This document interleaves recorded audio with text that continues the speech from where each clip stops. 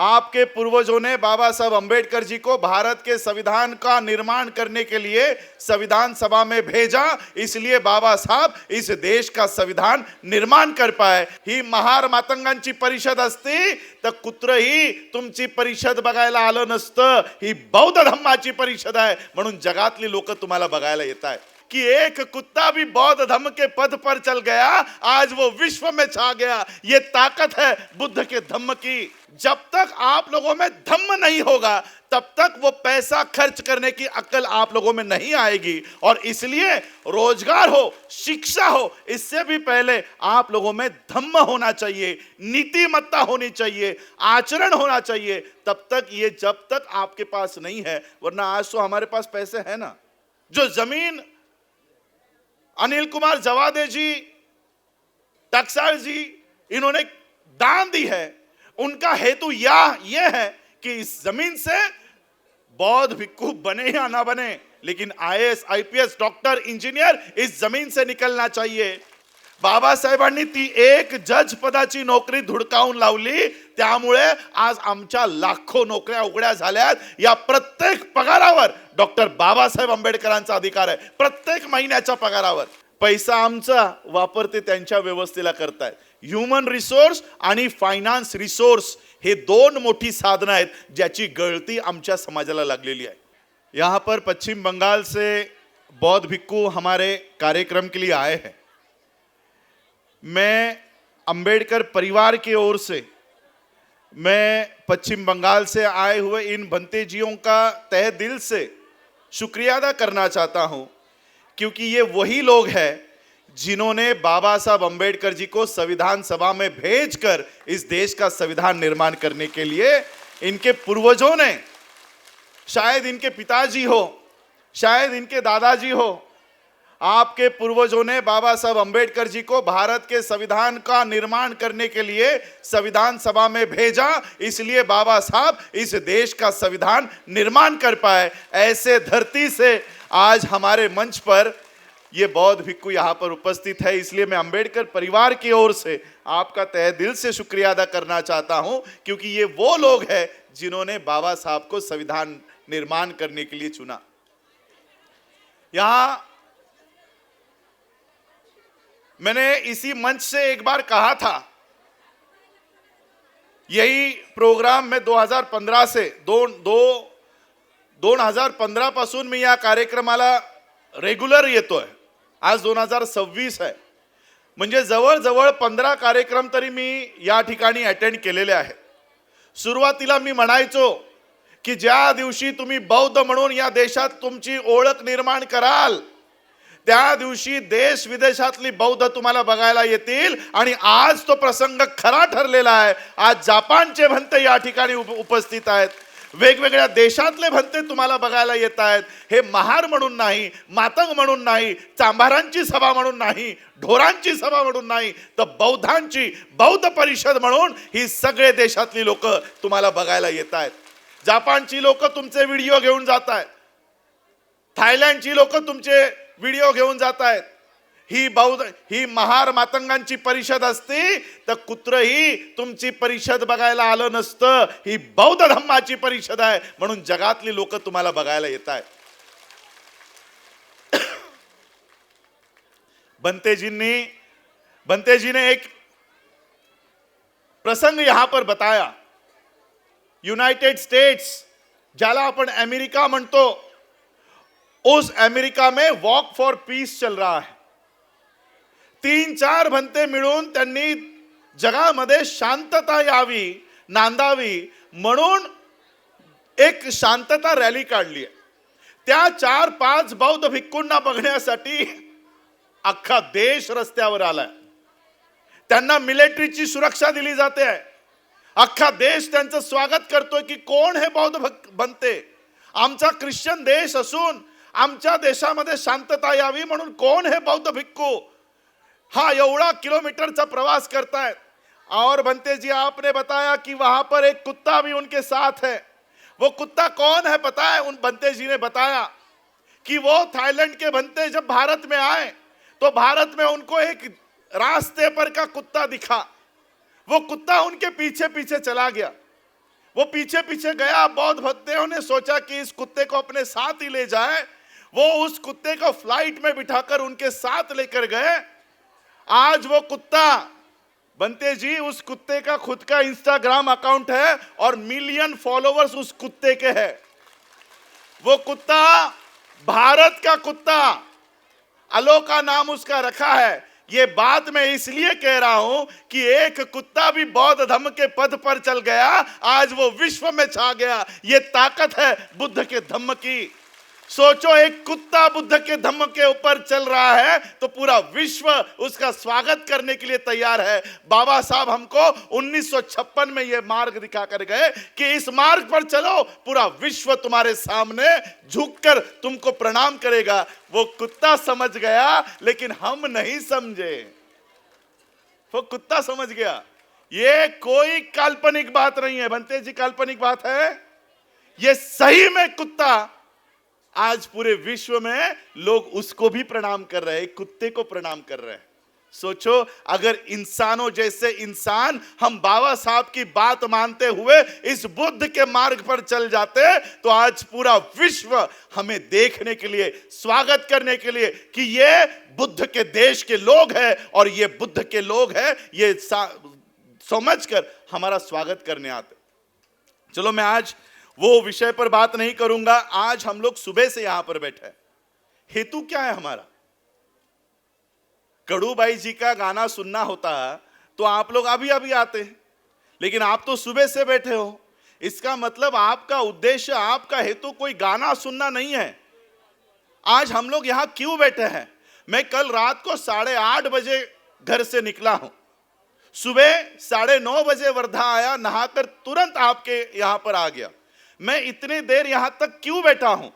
Jawade sir यहां पर बैठे हुए, मंच पर सभी लोग यहां बैठे हैं, आप लोग यहां पर बैठे हो। हमारा उद्देश्य क्या है? हम क्यों बैठे हैं? हम इसलिए बैठे हैं कि यहां पर कुछ निर्माण हो। मैं एक बात आप लोगों को कहना चाहूंगा। रोहित जी ने एक बात कही, अभी वो यहां पर नहीं है, मैं उनके बात का खंडन नहीं करना चाहता, लेकिन चलिए थोड़ी देर के लिए मानते हैं कि हमको सिर्फ पैसा कमाना चाहिए, हमको सिर्फ रोजगार के ऊपर ध्यान देना चाहिए। हमने कमा भी लिए पैसे, बहुत सारे पैसे कमा लिए, करोड़ों रुपए हम लोगों ने कमा लिए। अब वो खर्च कैसे करने हैं? अब उन पैसों का करना क्या है? जब तक आप लोगों में धम्म नहीं होगा तब तक वो पैसा खर्च करने की अक्ल आप लोगों में नहीं आएगी। और इसलिए रोजगार हो, शिक्षा हो, इससे भी पहले आप लोगों में धम्म होना चाहिए, नीतिमत्ता होनी चाहिए, आचरण होना चाहिए। तब तक ये जब तक आपके पास नहीं है, वरना आज तो हमारे पास पैसे हैं ना, हमें क्या आप लोगों के पास यहां पर आकर बात करने की जरूरत है? ये सभी लोग करोड़ों पति यहां पर बैठे हुए हैं, करोड़पति पे बैठे हुए हैं, उनको आप लोगों को आकर कुछ समझाने की जरूरत है, लेकिन उनमें धम्म है, उनमें नीति है। और इसलिए वो चाहते हैं कि जिस नीति के मार्ग पर हम चले हैं, हमारा समाज भी चले और अपनी प्रगति कर ले। मैं आपको बाबा साहब की एक प्रसंग यहां पर बताना चाहता हूं कि अभी हमको मोनेस्ट्री के ऊपर क्यों काम करना चाहिए।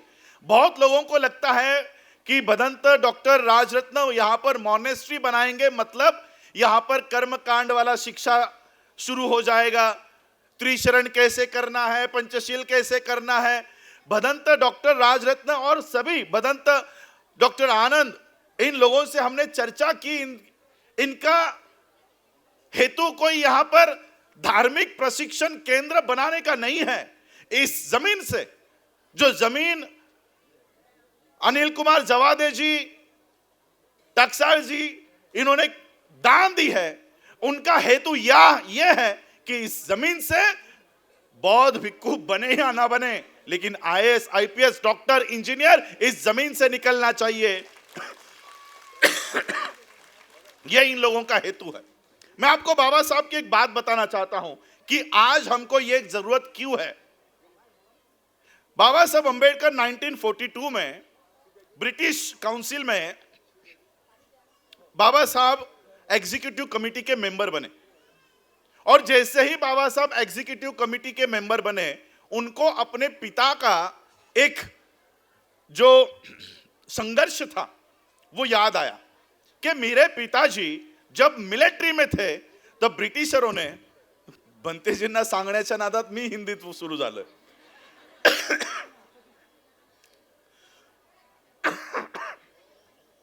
बाबासाहेब 1942 ला जेव्हा ब्रिटिश काउन्सिलमध्ये गेले तेव्हा त्यांना त्यांच्या वडिलांचा एक संघर्ष लक्षात आला की माझे वडील ज्यावेळेस मिलिट्रीमध्ये होते, ब्रिटिशरांनी मिलिट्रीमधली अस्पृश्यांची भरती बंद केली, पेशव्यांच्या सांगण्यावरनं, ब्राह्मणांच्या सांगण्यावरनं ती भरती बंद केली. त्यांच्या वडिलांनी तो लढा दिला पण त्यांना ते यश प्राप्त झालं नाही. बाबासाहेबांच्या जेव्हा लक्षात आलं की आता मी त्या पदावर आहे तर मी हे काम करू शकतो आणि अस्पृश्यांची भरती जी ब्रिटिशरांनी बंद केली आहे मिलिट्रीमध्ये ती पुन्हा सुरू करू शकतो, हे बाबासाहेबांच्या लक्षात आलं आणि बाबासाहेबांनी ती बंदी उठवली आणि अस्पृश्यांची मिलिट्रीमधली भरती पुन्हा सुरू केली आणि Mahar regiment he 1943 I think 1943 पासून सुरू झाली, ती आजही सुरू आहे. आणि मग त्यावेळच्या त्या सगळ्या लोकांना वाटलं की बाबासाहेब आंबेडकरांनी ही महार रेजिमेंट पुन्हा सुरू केली आहे, मग आपण बाबासाहेबांचा सत्कार केला पाहिजे. म्हणून या सगळ्या military mens, ex military mens समाजातल्या लोकांनी बाबासाहेबांचा सत्कार केला आणि त्या सत्काराच्या वेळेस बाबासाहेबांनी एक भाषण केलं.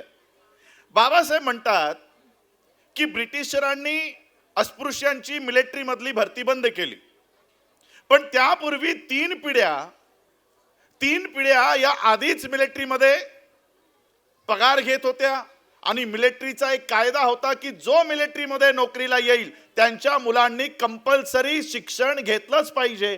जर त्याला शिक्षण मिळालं नाही तर पगारातनं 1 रुपया का 2 रुपये काय आहे ते कट केले जातील, म्हणजे दंड होता. म्हणजे अस्पृश्यांच्या मुलांना कंपल्सरी शिक्षण दिलंच पाहिजे, हे ब्रिटिशरांचा त्यावेळचा मिलिटरीच्या लोकांसाठी कायदा होता. म्हणजे मिलिटरीमुळे आम्हाला 2 फायदे झाले. काय?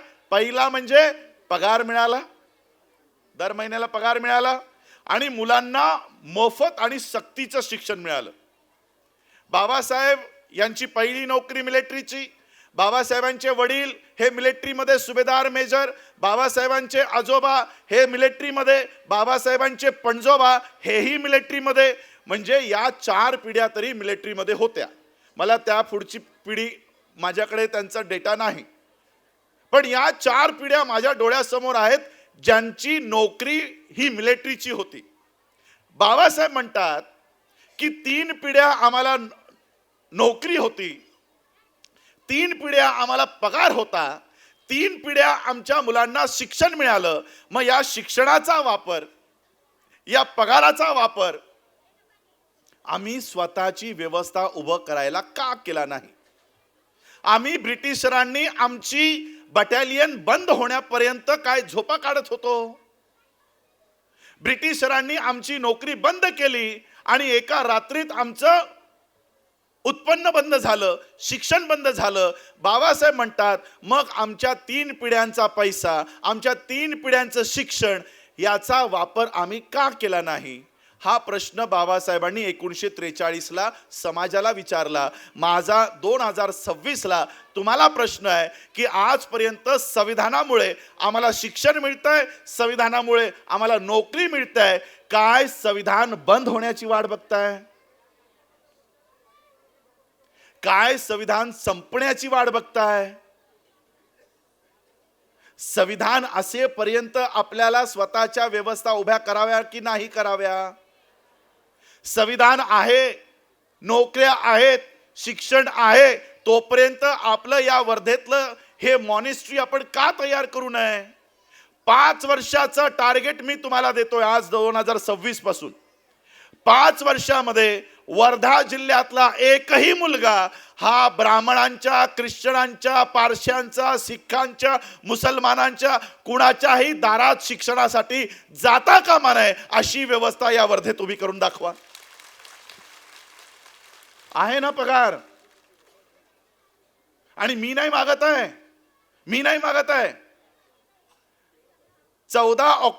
15 ऑक्टोबर 1956 ला बाबासाहेब आंबेडकरांनी नागपूर दीक्षाभूमीवर भाषण करताना सांगितलंय की तुमच्या मिळकतीतला 20वा हिस्सा हा बौद्ध धम्माच्या कामाला द्या. ही नोकरी कुणामुळे माहितीये तुम्हाला? बाबासाहेब आंबेडकरांना बॉम्बे हायकोर्टच्या जज पदाची ऑफर आली. जज पदाची बाबासाहेबांनी धुडकावून लावली. काय म्हणालेत माहितीये बाबासाहेब? जज पदासाठी ही घोरपड कोण गळ्यात बांधून घेईल? कोण? मुंबई हायकोर्टाचा जज. त्या जज पदाला बाबासाहेब म्हणतात ही घोरपड कोण गळ्यात बांधून घेईल? ही घोरपड जर मी गळ्यात बांधून घेतली तर माझ्या समाजाला न्याय कोण देणार? बाबासाहेबांनी ती एक जज पदाची नोकरी धुडकावून लावली. त्यामुळे आज आमच्या लाखो नोकऱ्या उघड्या झाल्यात. या प्रत्येक पगारावर डॉक्टर बाबासाहेब आंबेडकरांचा अधिकार आहे. प्रत्येक महिन्याच्या पगारावर. या पुढे आता हा वर्ष सुरू झालाय 2026. जितकीही तुम्हाला मंथली सॅलरी असेल, जितकीही मंथली सॅलरी असेल, या पुढे वर्षाला 12 महिने नसतील, वर्षाला फक्त 11 महिने असतील. 12व्या महिन्याचा पगार या मॉनेस्ट्रीच्या निर्मितीसाठी प्रत्येकाला द्यावा लागेल. अशी स्वतःशी गाठ बांधून घ्या. कुणाकडे हात पसरायची गरज नाहीये. तुमच्या पैशावर अडाणी आणि अंबानी मोठा होतो याचा सगळा डेटा आहे माझ्याकडे. अडाणी कोणती नोकरी करतो, कोणत्या शेतामध्ये राबतो, कोणत्या मिलमध्ये जातो, कुठेही जात नाही. तुम्ही ठेवलेला पैसा जो बँकेत आहे त्या बँकेच्या पैशावर तो त्याचे उड्डाण पुलं बांधतोय, एअरपोर्ट बांधतोय. आणि म्हणून या सगळ्या परिस्थितीचा अभ्यास करून मी डॉक्टर B.R. आंबेडकर बँक उभी केली. का तर माझ्या समाजाचा पैसा त्याच्यावर अडाणी अंबानी मोठा होतोय. का तर तो पैसा ठेवायला आमच्याकडे बँक नाही. ती बँक मी उभी केली आहे. या 1 एप्रिलला मला वर्धेमध्ये छोटीशी जागा द्या. ती ब्रांच मी तुम्हाला वर्धेकरांना देतो. आणि या मॉनेस्ट्रीला फायनान्स करायची जबाबदारी डॉक्टर B.R. आंबेडकर बँकेची असेल असं मी भदंत डॉक्टर राजरत्नंना सांगतो. त्याला फायनान्स करू आम्ही. अरे पैसा आमच्याकडे आहे. माझी PhD फायनान्शियल मॅनेजमेंटवर आहे. फायनान्शियल मॅनेजमेंट म्हणजे काय? पैशाचं व्यवस्थापन. आमच्याकडे पैसे आहे, व्यवस्थापन नाहीये. आमच्याकडे मुलं आहेत, व्यवस्थापन नाहीये. आमची मुलं कुठं आहेत? कावड यात्रेला. इथे सगळ्या महिला बसलेल्या दिसत आहेत. महिला सोडल्या त्यानंतर सगळे 50च्या पुढचे मुलं व्यक्ती दिसत आहेत. मुलं कुठं आहेत माहित आहे? कावड यात्रेकडे. मुलं आमची पैदा आम्ही केलीत. वापर ब्राह्मणी व्यवस्था करते. आम्ही ब्राह्मणांना शिव्या घालतोय. पैसा आमचा, वापर ते त्यांच्या व्यवस्थेला करतायत. ह्युमन रिसोर्स आणि फायनान्स रिसोर्स हे 2 मोठी साधनं आहेत ज्याची गळती आमच्या समाजाला लागलेली आहे. गळती लागलेली आहे. ड्रेनेज आहे. हा ड्रेनेज थांबवला पाहिजे आणि आपला पैसा हा आपल्या समाजात फिरला पाहिजे. अशा पद्धतीने व्यवस्थापन मी उभी केलेली आहे. याचे शेअर होल्डर व्हा. 2500 रुपयाचा शेअर आहे. 110 रुपयाची फीज आहे. 2610 आमचे नीरज भाऊ ताकसांडे त्यांच्याकडे शेअर्स आहेत. अनिल कुमार जवाद्यांकडे आहेत. भंते राजरत्न किती महिने हे शेअर्स गोळा करायचे काम करतायत. स्वतःची बँक आम्हाला या बाबासाहेब आंबेडकरांनी आज ते थिसिस लिहून 102 वर्ष झालीत. 102 वर्ष. आणि आमच्याकडे आमचं व्यवस्थापन नाही. मी अधिकचं बोलणार नाही. मी एवढंच सांगेन की आज अनेक ठराव अनिल कुमार जवादेजींनी या ठिकाणी मांडले. मी एक ठराव तुम्हा लोकांना देतो. आजपर्यंत आमच्या पैशाचा वापर हे अडाणी, अंबानी, SBI, HDFC ही लोक करतायत. आमचा पैसा आणि व्यवस्था त्यांची. मान्यवर काशीरामजीने एक नारा दिला होता की वोट हमारा, राज तुम्हारा नहीं चलेगा. मैं फक्त वोट साठी का बोलता? म्हणून मी हा नारा थोडासा चेंज केलाय. अब सिर्फ वोट हमारा और राज तुम्हारा नहीं, अब नोट हमारा और बैंक तुम्हारा नहीं चलेगा. अगर नोट हमारा है तो बैंक भी हमारा होगा. और अगर बैंक हमारी है तो व्यवस्था भी हमारी खड़ी होगी. आमच्या मुलांना, आमच्या प्रोजेक्ट्सना हे सगळे उद्योग व्यवसाय करायला लोन देऊ. आज आमची मुलं प्रशील आणि सुशील, मला आजही अभिमान वाटतो. 2015ला ज्यावेळेस मी 2015ला नाही 18ला वर्ल्ड फेलोशिप ऑफ बुद्धिस्ट या आंतरराष्ट्रीय बौद्ध धम्माच्या परिषदेला ज्यावेळेस निघालो तेव्हा या दोन मुलांनी तयार केलेली बुद्धाची मूर्ती मी त्या वर्ल्ड फेलोशिप ऑफ बुद्धिस्टला दिली होती, भेट म्हणून दिली होती. आज ती मुलं आज एवढे मोठे उद्योजक झाले. आज अभिमान वाटतो की अशी मुलं यांच्या पाठीशी जर आम्ही अर्थव्यवस्था उभी केली तर MF हुसेन सारख्या माणसालाही ही मागे टाकतील. एवढे मोठी कला आमच्या मुलांमध्ये आहे. त्यांना प्लॅटफॉर्म नाहीये. ही आर्टिस्ट मुलं आहेत. यांच्या पाठीशी हा आपण सगळा समुदाय उभा केला पाहिजे. अर्थव्यवस्था आपल्या हातात आहे. आपल्याला कुणा पुढेही हात पसरायची वेळ येणार नाही इतकी व्यवस्था आपल्याकडे आहे. फक्त तो आपला सगळी गळती होऊन ती ब्राह्मणांच्या दारात कधी जाते आपल्याला कळत नाही. ती गळती थांबवा. हे असे उद्योजक, तुम्हाला काय तुमची फॅक्टरी टाकायची असेल, तुम्हाला अजून मोठ्या प्रमाणात परदेशात त्यांची मूर्ती आजही वर्ल्ड फेलोशिप ऑफ बुद्धिस्टच्या हेडक्वार्टर मध्ये आजही तिथे ठेवलेली आहे. हिरव्या कलरची, हिरव्या पान आणि पर्पल कलरची बुद्धाची मूर्ती आजही वर्ल्ड फेलोशिप ऑफ बुद्धिस्टच्या कार. म्हणून मी अधिक बोलणार नाही. आम्हा लोकांना एक ठराव मी अजून तुम्हाला देतो. या 1 एप्रिल पर्यंत किंवा ही जे कमिंग फायनान्शियल इयर आहे 2026-27 या अर्थवर्षामध्ये वर्धा जिल्ह्यामध्ये मला डॉक्टर BR आंबेडकर बँकेची शाखा या जिल्ह्यामध्ये हवी आहे. प्रत्येकाला मान्य आहे? या लवकरच मी आमचे विशाल भाऊ आहे त्यांना सांगितलं तुमच्याच बिल्डिंग मध्ये मला एक गाळा द्या. तर त्या ठिकाणी बँक उभी करू आणि एक कार्यक्रम घेऊन मी चाललेलो आहे. हा तरी आमचा 5 वर्षाचा कार्यक्रम असेल. मॉनेस्ट्री 5 वर्षात मोठी झालेली दिसेल, पण माझा 25 वर्षाचा कार्यक्रम मी घेऊन चाललेलो आहे. 25 वर्षाचा कार्यक्रम. 25 वर्षानंतर मी ज्या वेळेस या मुवमेंट मधनं रिटायरमेंट घेईन त्यावेळेस मला हा समाज, अनेक लोकांनी सांगितलं की आम्हाला भंतेजींना मुख्यमंत्री बनवायचंय, भंतेजींना आमदार बनवायचंय, पण मी माझा कार्यक्रम सांगतो की ज्या दिवशी या देशामध्ये मोदी असेल, गांधी असेल किंवा अन्य कोण असेल, या देशात प्रचाराला ज्या दिवशी उतरेल त्या दिवशी तो बौद्ध भिक्खूच्या पाया पडल्याशिवाय प्रचाराला उतरू नये अशी व्यवस्था निर्माण करणं हा आमचा अजेंडा आहे. हा आमचा कार्यक्रम आहे. बौद्धांना इतकं ताकदवान आपल्याला बनवावं लागेल. एवढं ताकदवान आर्थिक दृष्ट्या, शैक्षणिक दृष्ट्या, सांस्कृतिक दृष्ट्या, धार्मिक दृष्ट्या आम्हाला बौद्धांना इतकं ताकदवान बनवायचं आहे. एवढंच मी आजच्या या प्रसंगी सांगेन. आपण सगळ्यांनी मला या ठिकाणी ऐकलं त्याबद्दल आपल्या सगळ्यांचे आभार. आयोजकांचे मी आभार व्यक्त करतो की त्यांनी मला या ठिकाणी आमंत्रण दिलं त्याबद्दल त्यांचेही आभार. धन्यवाद. जय भीम. नमो बुद्धाय.